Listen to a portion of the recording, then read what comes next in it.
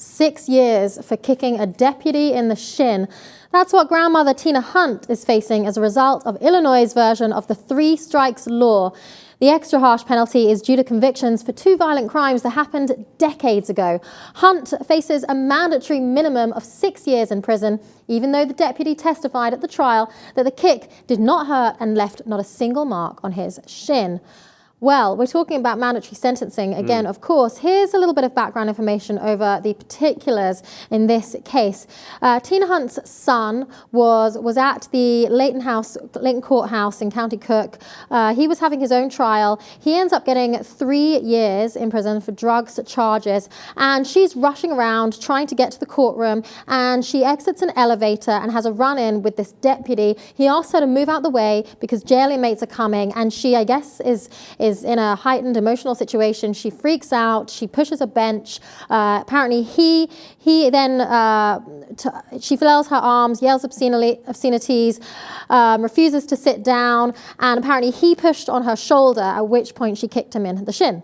So he, being asked questions at the trial, did actually testify and say that he wasn't hurt. He didn't take any medication. But the fact is, this will become her 3rd Class 2 felony. Her previous ones happened 20 to 30 years ago. But with this ruling, with this 3 strikes ruling, it basically automatically puts her in this category along with kidnappers, rapists, and gives her a 6-year jail sentence for something as simple and as minor as kicking someone in the shin and that didn't even hurt. Right, right. I mean, in these kind of instances, you do wish that the judges were given more lenience or more leeway, shall we say, to make interpretations. That having been said, we've seen time and time again how many bad decisions judges can make, and their interpretation of the law is open to serious question. It's just in these type of instances where, as you said, the 2 previous convictions, what were the 2 previous convictions for? They were of robbery, so they weren't, you know, small crimes. She's certainly not the poster child for getting rid of mandatory sentencing. They were over robbery. However, they were 20 to 30 years ago. Right. And for example, here's a quote from Temple University assistant professor Nicole Gonzalez Van Clave, who said she may very well should have been convicted, but what you see in the sentencing is that there's no way to reform.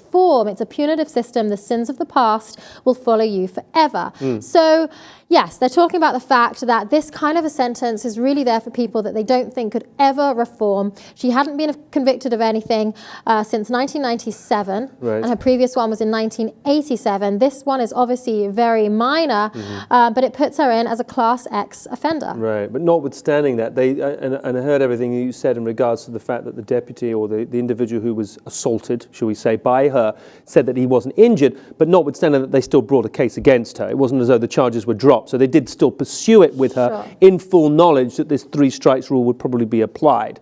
So there was a motive there for, you know, there was knowledge. Whether there was a motive or not, I can't speculate, but there was certainly knowledge that this would have this effect on her. It seems draconian, to say the least, and these mandatory sentences, we talked about them, you know, before, in terms of swelling an overcrowded prison population. You're right, she's now going to be categorized with these other nefarious individuals who are convicted of very serious crimes. It seems unfair, and it seems to be bloating and adding numbers to an over-bloated dysfunctional prison system, which is open to so many questions, so many criticisms, not least for which for profiteering. These are very often for-profit institutions, which is a hard thing for you and I to kind of get our heads around. But it is true. These are private. These are held by third-party contractors, and it is profitable for them to have cells occupied at all times, and they are very much, have aggressive business models. So to say that and to add just to those numbers for this instance, it just seems ridiculous in the extreme. Yeah, the deputy said it was insulting. He found it provoking. But as you mentioned, he has gone and pursued these charges. 6 years in jail.